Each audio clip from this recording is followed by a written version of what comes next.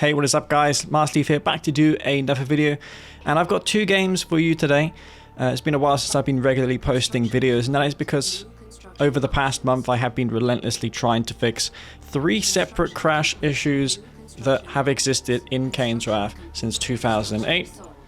As mentioned in the last video, I was successful in that regard. You will no longer experience crashes with husks, nor with units that can be garrisoned, such as APCs, hammerheads, etc. Was it worthwhile? Well, long term possibly. Anyways, we are back here on tournament Toxicity, I believe, or it just is called Toxicity. And we're playing as the ZOCOM, and my opponent will be playing as the Kane. There's going to be a common theme in these two games. These are hand-picked games that share the same theme. In this one, I'm going to be ZOCOM, but in the next one, GDI. You may be wondering to yourself, how can both GDI and ZOCOM share a similar theme? Aside from them being similar factions, one does not have artillery, nor does the other have railguns. But ZOCOM's strengths are definitely not to be underestimated. They have really powerful aircraft, as well as infantry. As do GDI. GDI also has really good infantry, but it's a little more expensive for them to purchase the composite armor upgrade. Plus, you don't get the Tiberium immunity while standing in tip, as the tip's field suits grant. Anyways, hope you all are having a fantastic summer if you are in the northern hemisphere. I guess if you're like in Australia, that isn't the case. But so far, I'm gonna just eco up in this game as ZOCOM. You don't really be ecoing too much because against Kane, you're not going to be able to withstand their late game. They're going to have multi-MCV, they're going to have stealth tanks of typical, which you have no reliable counter to. Unless you build zone raiders, which can be sniped by shadow teams as well as venoms with that supercharged particle beam. Mock have the best venoms. They also have a lot of stealth options too. Stealth is cheap for them. And a little known fact about Mock is their cloaking field support power has half the cooldown compared to not vanilla. So you're going to be enjoying quite a number of perks playing as the Kane faction when it comes to stealth. I'm going to go for this APC engineer to take back this tip spike, but you're going to soon see that this will be in vain, since saboteurs, that is the non-engineer, have a special ability to sabotage those neutral structures. So when their enemies try to take them back, as you saw there, they just explode and they're no longer going to be on the map. Very cheap ability, only costs $100. But it was still okay for me to destroy that spike, since I'm negating that income. It's like I lost a spike and an engineer. Very bad early on for me. Especially how it was so cheap for him to do that maneuver. Like, he didn't have to invest so much to get that. He's also been taking blue Tiberium. We can see at the blue field there's no crystal there. So I'm in a very bad position in this game. We can see that Harvester getting away with that full load of Tiberium. Nice split on the refs to prevent them both from falling to a catalyst missile. You've got to strategically place your refineries in this game to avoid the nod support powers. One change that happened many years ago with catalyst missiles is that they no longer kill GDI and nod harvesters. They don't affect scrin ones, but the non-GDI ones now survive with little HP remaining. So if you want to kill a full health harvester, you're going to have to bring along some support, like one bike with tip core. That should be enough to finish the job.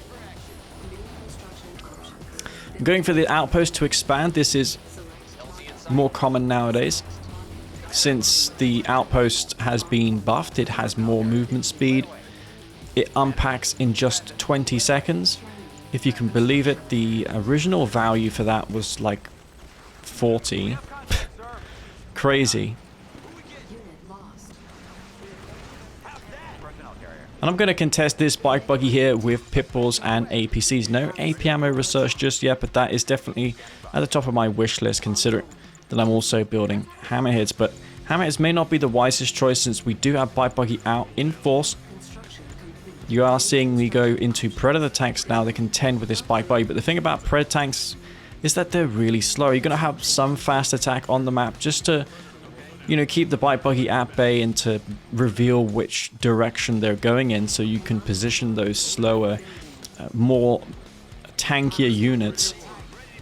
Since if you have no vision, those hard-hitting, high-health units such as Pred tanks and mammoths are not going to be able to catch up with those bike buggy in time. This is possibly a mistake though from the mock play. I've got that mortar upgrade which does not affect those pitbulls anymore. The damage is going to be affecting those bikes, and they'll be forced to retreat. Those watchtowers with that tip core, so effective at dealing with the bike buggy. Comm center gets dropped. And now I'm just going to prevent those bike buggy from gaining the upper hand here. He's going to try and kill whatever he can. Harvesters he'll be looking out for, and little trades like that. He's going to have that firepower advantage over me, and this is going to be especially true if those bike buggy get upgraded with tip core. I'm going to place this war factory at my expansion for one to grant my harvesters there with an option to be repaired, but also I know he's going to likely have stealth tanks. This raider buggy's split off, no doubt, to try and catalyst missile the refineries I have there. I've got a comm center, so I'm not going to lose my build radius at my expansion. He's only just now getting underway with that expansion. This is the beautiful thing about the outpost expand that I just did. And also I did not tech to tier 3. Only now do I have that tier 3. We see the sharpshooter support power is available. And you may be wondering, Lee, what is with the tier 3? ZOCOM don't have many options later on. They got that Marv, but Kane can just EMP that. But my plan is not to go into armor. In fact, I know that armor gets EMP'd in lockdown. Instead, I'm just going to go into mass infantry. And not the kind you'd expect. Not the rocket squads, not the infantry that normally you see get spam. But instead, I'm going to go for a bunch of zone raiders. I'm going to be spamming a ton of those out soon, but I'm going to have to postpone production since that did a lot of damage to me. He's going to find these pitbulls. I was trying to harass his expansion, not to be, unfortunately. And yeah, these units are just getting absolutely massacred there. There is a tip crystal from the dead harvester that I sent to the blue Tiburon field. It would be a wise decision of mine to destroy the bridge on this map. Zone Raider squad will be jump jetted back just because I don't want to lose them if I can't help it. A lot of armor for me, so that's why he's still going into avatars. Like the majority of my army so far is just pitbulls and predator tanks, so it's not a surprise that he's going into avatars. Venoms won't likely be at the top of his mind since I've got like a dozen pitbulls out on the map, and that's quite a lot of anti-air. So him going Venoms is not the wisest choice for him to be spending resources on, which was my plan to begin with. Force out a kind of unit mix from him which doesn't cater well to the zone raider switch. He just sees one zone raider, so far nothing out of the ordinary. He's not going to be expecting me to be spamming those. There's a couple squads in there. He's assuming likely I'm building them to counter stealth tanks, which they can do, though you do need to force fire against Kane players with those stealth tanks that are being controlled. So there's a bunch of avatars there, and I've got both of my Zone Raider upgrades, the power packs, which gives them additional health, gives them the ability to be healed while idle and while not engaged. Very effective. It also doubles the health, so it's not a small difference. It's quite notable. They're still not exactly very well armored, the Zone Raiders, but anything helps. Really, the reason you build them is just because it's so easy to get a nice concave of Zone Raiders. There's no collision really with infantry compared to predator tanks, so they're all going to be bunched up, and that DPS is enormous. Once they're all bunched up together, you can see the DPS starts to mount, and it's just like having multiple ZOCOM Zone Raider mobs on the front line. Yes, it's not as tanky, but you know what? It doesn't get EMP'd. Plus, I've got a ton of pitfalls here. Those avatars just got locked down and EMP'd. There's shredder turrets with quad turrets to try and stop this. But these forces are just moving in here. There's Raider buggies to respond. You might normally see that to be enough, especially with those shredder turrets just being spammed. But that shockwave did so much, it EMP'd those forces. There's a vertigo coming out here, but that's not going to be doing a whole lot, especially against the Zone Raiders mixed in, which do have those shoulder-mounted missiles. More shredder turrets. He's trying to destroy my Zone Raiders. I'm being very diligent here and targeting those shredder turret hubs as quick as I can, because I don't want to lose these Zone Raiders. The reason why I think quad turrets is pretty balanced as well is that the majority of the time all 4 turrets are not even firing. So in a perfect scenario, yes, all 4 turrets are shooting, but as you saw just there, really is the case that are all 4 in range. And you can see the 1 turret he's got there, just 1 turret is shooting at me. Whereas if that was a GDI watchtower, it would be that DPS, the whole DPS of that watchtower. It would either be firing or not firing its full damage potential. I really like the hub mechanics from the Nod faction. I love it a lot. Zone Raiders are going to try and respond to these stealth tanks. He's only got 3 stealth tanks, no MCV for him. I think I've wrapped this game up. It's in the bag. He says he sold his War Factory up, but to be honest, it doesn't really matter since I've got a full base here, 12 Zone Raiders. Even if he had an MCV or War Factory, it just would not matter, guys. I have so much.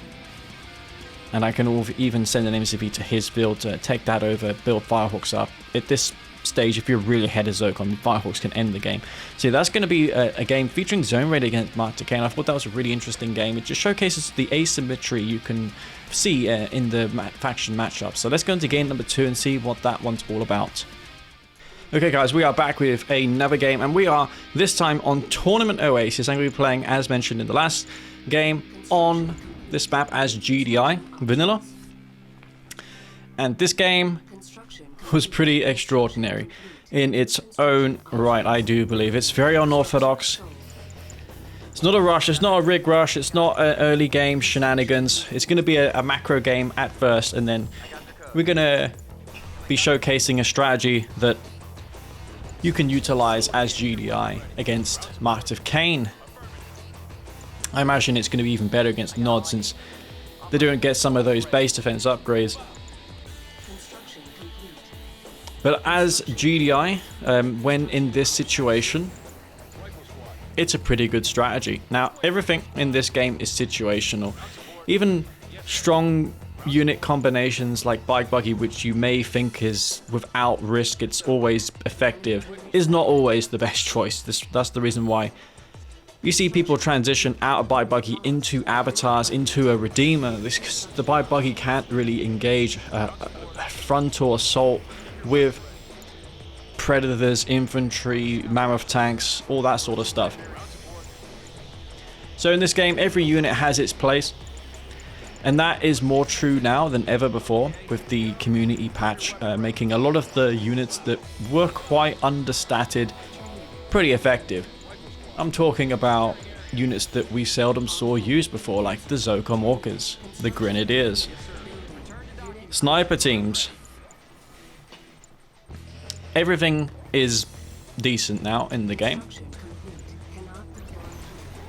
Not only are units effective, but all the epic unit garrison slots are effective as well. With R23 introducing the AP ammo mark when you purchase AP ammo. Those rifle turrets go from regular tracers to AP ammo tracers. Very nice visually, but it's not going to provide you with an amazing damage bonus. A more lazy way to have done that would have been to just buff the turret on the Marv without AP ammo, but I want to make it cooler, you know. Rather than just buffing the DPS off those turrets straight up, hey, let's just make it make sense and upgrade it with AP ammo. You've seen a number of times on my channel and on Cybert's channel that the Redeemer has rotating turrets as well. You can see that the turrets rotate towards the target so you can better understand has friend or foe what unit those are targeting, especially when you have that flamethrower inside of it. Before, you kind of just had to have the health bar showing up to know. So in this game, I'm going to go for an APC just to clean up these annoying awakens. So you've got 2 awakened squads, and this garrison structure is going to be very helpful for the mock player. Now, a little known fact about garrisons is that units inside of them receive a 25% increase to attack range. It is quite an increase. And that is defined in an INI file. EA said it as such, and it just encourages those civilian structures to be used. He is going to score himself an APC kill, which is a little unfortunate for me. I'm garrisoning up these APCs with riflemen just so that the DPS is not completely eliminated when they're EMP'd, since the squad inside is not affected whilst EMP can still fire from it. I'm going to see if I can circumvent these Scorpion tanks, which I assume are at his expansion field. He's probably got a hand of Nod there as well, given that there's a couple of awakened squads, full squads. That may have been the one from before. There's a veteran awakened squad here, but that's quite a lot of pipples. 11 pipples. That's a decent number to engage with, but I have to be very cautious since one EMP from these singular awakened squad drafts can end these pipples. He'll be able to cut down the DPS of this substantially, and I've sacrificed a lot of my income to get these pipples out on the map. So I'm going to engage, take out these units. Every unit counts. I'm not trading too bad here since I'm one-shotting his tanks. He doesn't have the Dozer Blade upgrade just yet, but it's not really a unit that you want to be spamming so much as Master Kane against GDI. You don't have that laser capacitors, so the later this game goes, the less effective those Scorps will be. It's really only in the mid-game against these pipples that they're going to be effective. He's even managed to find himself a Harvester. Harvester will not make it out alive, will be destroyed there by the Scorps, so that's a little unfortunate for me. And these tanks do have a maneuverability advantage against the Predators that I'm now queuing, since if he goes into my base, I'm in trouble. I don't have enough units, enough pitbulls to fend off this. And unfortunately, I used call for transport on my pitbulls. I must have spent like 3 grand by accident summoning in those transports. So very tilting, but I can still recover from this since the Predator tanks are engaging and taking out a number of those Scorpion tanks. I'm not going to engage his bike buggy at the War Factory either here. I want him to be drawn out into this area here with the power plants. I have to be very aware yet again that he could sell one of them off to kill my pitbulls with EMP. Those pitbulls will make it out alive once again. I'm going to get this expansion underway, and because I built the crane before expanding, I'm already going to have a ref ready to be dropped. I've got a rig out too. That can withstand a lot of rocket damage, which is what these bikes inflict. But it's also going to give my units, such as these pitbulls, an option to be repaired on the field. It's got some other nice perks as well, such as it has those twin guardian cannons, which later on can be upgraded with railguns. As unlike the last game, this game I'm GDI, so I can get railguns. It's an expensive $4,000 upgrade, but the rig will benefit from it. Has also a missile launcher to deal with aircraft, which was buffed. It's a lot better than it was. Even fires 3 missiles instead of 2.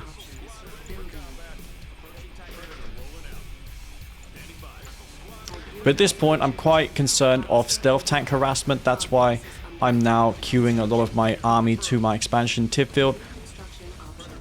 Rev placement not the best, but I want to split them up as best as I can so I don't lose my harvesters to the one click.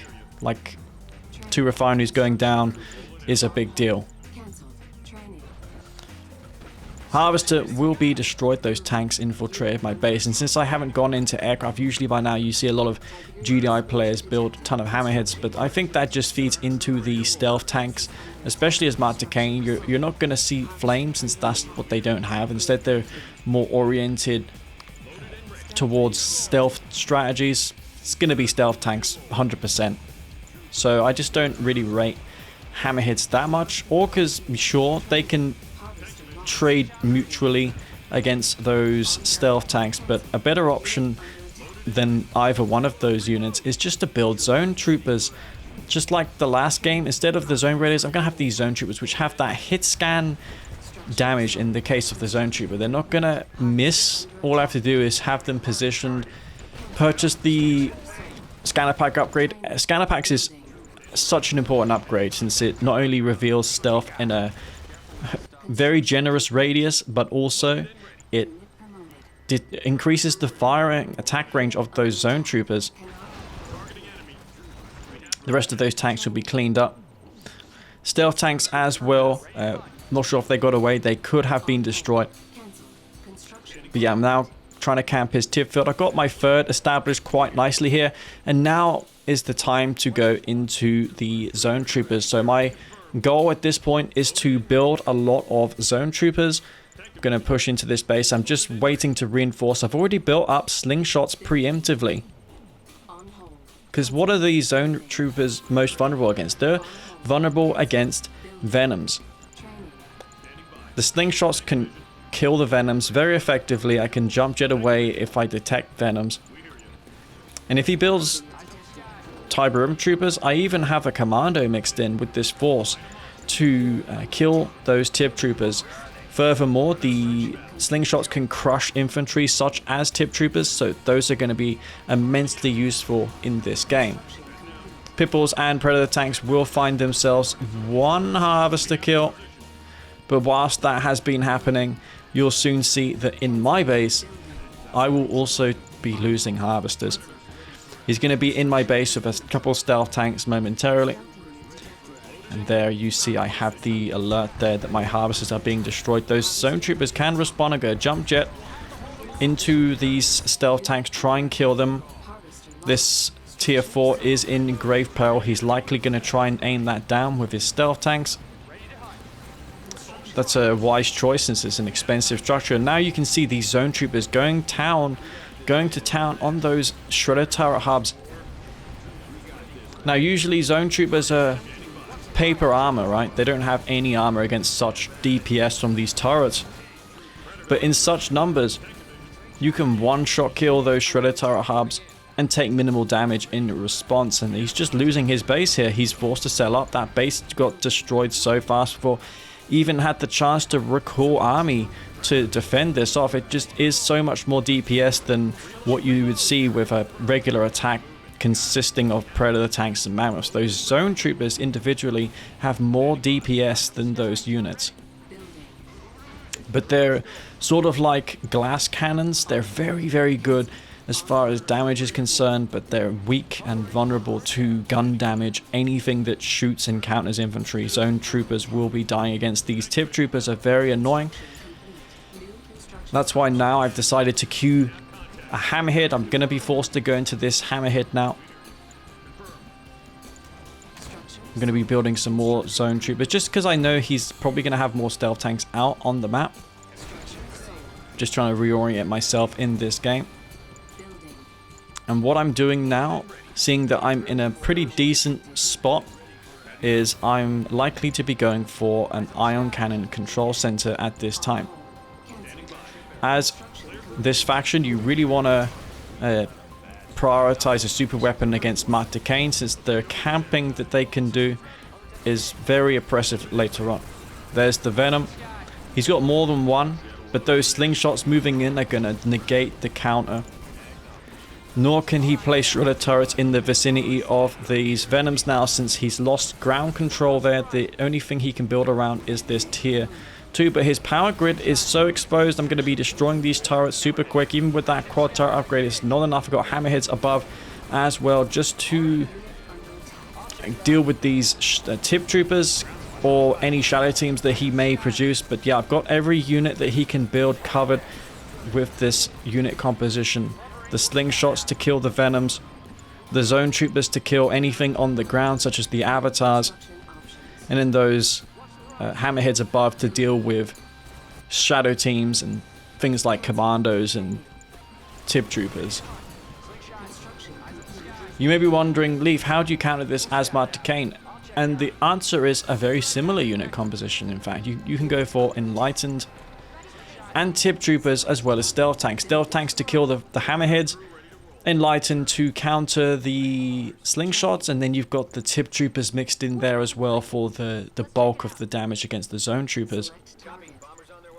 So it is a interesting game for sure.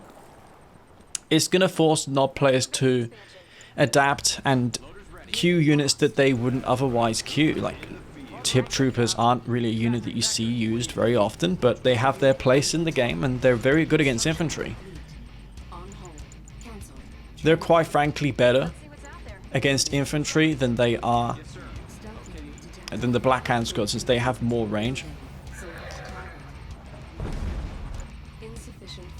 So I'm just going to camp this blue tib field secure as much of this blue tib as possible. I'm playing this game super patiently. Marv comes out here. I'm going to sell double airfield off. I guess now, since I have the hammerheads in force, I don't really need to keep the airfields around anymore. If I want to go back to hammerheads, it's not expensive. It's just going to cost me $1,000 to get another one of those airfields out. Marv will be pushing in here. You can see it has that alternate skin on it. So if you guys are wondering how my Marv looks different, that's because I'm using the alternate 4K mod. You can find the links to that in the video description down below. These outposts deploy super fast. In this case, 20 seconds. So establishing expansions no longer requires you to expand of MCVs anymore. And I'm going to queue, in fact, 2 outposts. One for the expansion of his, but also my main, since I lost ground control there earlier. So these outposts in both games are helping me tremendously. What we're seeing now is cranes and outposts have their place in the metagame. This ion control center will be deployed, and I know it's quite difficult to crack a mock player's base, especially since he's got so many of those turrets around, and it's just going to be a nightmare. I'm not going to risk losing all my forces. I could lose everything I have here if I take a bad engagement, especially if he has a Redeemer out, which he soon will have if he doesn't have it out already. One rage can end me. Ref just mysteriously vanishes. Either that was the Spectre bombardment beacon, or he's got mass shadow team, because that is kind of strange that it died. There you see he's got the shadow teams. He's got so many out on this map. What he should do at this point is go into Spectre artillery spam and use those beacons and just start bombarding from afar. But he's having the same effect with those shadow teams. He's took out my expansion up in the north. I do have countermeasures against that. In Kane's Raft, you got the sonic repulsion field. He takes out the outpost milliseconds before I was about to drop that ref. So good timing there from him. Redeemer comes out. Marv, I should garrison that up, maybe put a sniper team inside of it, since snipers will only fire infantry. I'm looking at this ref here, and if I lose that, that's a huge deal. There's not much besides that tier 3 to grant me map control. I found the sniper teams. Those hammerheads and zone troopers combined can deal with this. The zone troopers are great for stealth detection. Those shadow teams will be walking into a trap if they engage there. It would not be worth the trade, the losses. And I'm now going to hunt down any harvester he has. Not always is it worthwhile putting zones into hammerheads. You may be wondering, hey Leaf, you should just put those zones into the hammerheads. Sure, but if he has stealth tanks, he can trade one stealth tank for one zone head, and that's going to be worth it any day of the week for a NOB player. Whereas the zones and the hammerheads combined, you can see they're having more of a battlefield effect. For me, I can see the shadow teams with those zone troopers, plus I have the hammerheads flying above to detect. Rage Gen gets fired off there. There's the magnetic mine drop. I've got the space command uplink almost ready. I can drop that if I choose EMP his forces. I need hammerheads into this location. The reason he's probably not engaging here is because I have the hammerheads above to deal with those awakened squads. I'm going to summon in those sniper teams, or I should at this point. It's an expensive power, but I could do that and get those sniper teams into the Marv, like I mentioned earlier. Got that tungsten shell upgrade, so yeah, Venom's definitely not going to be at the top of his cards at the moment. He's going to be trying to infiltrate my base with those shadow teams. I have yet to clean them up, so I'm going to start fencing some of my base to prevent them from destroying more infrastructure. There's 2 husks for me to grab. You're going to see in this game that the husk re-implementation works as expected. There's no discernible difference between how the husks are captured now and how they were back before I did this.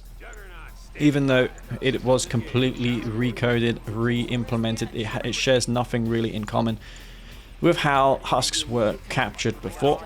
Even the sound, I had to code and check if it had been played for the players in the last 15 seconds. It's obvious what he's trying to do there with the shadow teams. He's going to bomb the space command uplink, but denied for him. They're not going to be able to. They were stopped short by that sonic propulsion field. Such a vital structure for me to keep alive. So at this time, it's wise of me to just not engage. I am going to play this one out patiently. It's pretty tilting against my Kane player, but I have the ion cannon support power.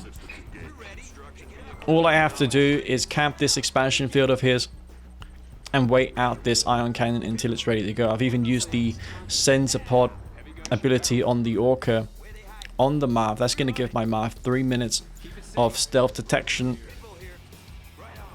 unless it is EMP'd. You can see the Redeemer has double machine gun turret in it. In R23, that entails it has supercharged particle beams. So much like the Shredder turrets, the Redeemer enjoys that upgrade as well, if you have it researched. If not, then it's just a regular machine gun turret. This time I decided it was too risky before doing the outpost. He's got the shadow teams out on the map. If not for that, I would have gone for another outpost, but he's bombing infrastructure here. Not sure what that was. Could have been a tier 2. Was it my tier 2? Likely, because I've lost my radar scan. That's an important ability. Well, it soon will be, since I need to get some scouting intel on his base to not waste my ion cannon. I've got so many of these juggernauts at this point. I want to get into a position where it's just going to be unlosable for me. There's no rush. Absolutely no rush. I secure 1, 2, 3, 4 tip fields. I'm also denying him from taking Tiberium on his expansion. A couple Venoms out there for him. Not much in the way of anti-air for me to deal with this and push it back, but I do have those slingshots which can respond quickly. They have very fast movement speed. And the clock is ticking. There's 1 minute, but I'm going to push in now. I feel like I need to push in tandem with this ion cannon. And it's going to have a significant battlefield effect. Even if I do not use this ion cannon, he's likely split up his army significantly. He's not going to be able to get a nice enough formation, and this is another change that was introduced in the patch. The drop pod no longer dies to sniper damage, so that was able to spawn in those zone troopers without a problem.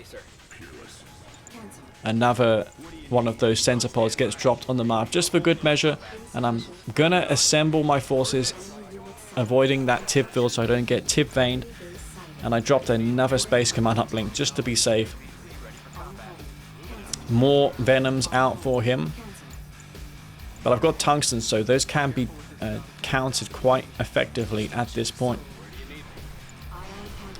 But my iron cannon is ready. What I really need now is a tier 2, so I can scan his base. Ideally, that's what I should be doing. Supersonic airstrike gets used once again. That's like GDI's equivalent of a tip vein. Every faction has its quote-unquote lame support powers. That's definitely GDI's. Rage fires up. But it's only going to affect a handful of my units. Losing 4 Juggernauts in this case is not really a big deal. And you can see he's not engaging. He's hesitant to take on this army of mine, since I do have this super weapon that can kill him if he chooses to go in to engage this properly. There are Spectres in the back there. He's got a lot of avatars. This Redeemer's doing what it can, but it has used its rage gen. It's firing with those double machine gun turrets, doing what it can. And I've yet to use this ion cannon. You can see he's still paranoid about getting hit. Me not utilizing the ion cannon is doing more than actually firing it off, since he's just still messing around there. He doesn't want to engage, and rightfully so. I can kill all those avatars if he stands and fights. That's the effect super weapons are having. So definitely it was a good idea of mine to go for this super weapon. I don't think I even need to fire it, but hey, it wouldn't be fun otherwise. So let's just use this ion cannon, and for demonstrational purposes, you can see that units are slowed down within the radius of ion cannons in this patch, while maintaining that beautiful animation that everyone so dearly loves and remembers from the original game. So yeah, that is going to be GG on Tournament Oasis. The mock player could not withstand the might and power of the zone troopers and the zone raiders in the game before. Such an effective strategy. I think it has potential. And it's certainly a use that you haven't seen of them in these matchups. So yeah, this is an interesting idea and strategy. It has potential to evolve into something more consistent and reliable, but in those games there, in that situation, I think it was the best way to get into the lead. So this is it going to be from me, guys. Hope you all enjoyed it. And before I go, I'd like to thank all my Patreon members for supporting me and my channel, and really this patch. I wouldn't have been able to have found the motivation to fix the issues that took me almost a month to fix. Yes, I didn't put much out in terms of content videos on YouTube, but I've been around, guys. I've been working harder than ever on fixing this game, and I am pretty proud of what I've been able to accomplish. The bugs, crashes, and desyncs are a thing of the past almost, and that's great going forward in Kane's Wrath. So this is going to be it from me, guys. Hope you all enjoyed the video, and I'll see you all in the next one. Peace out.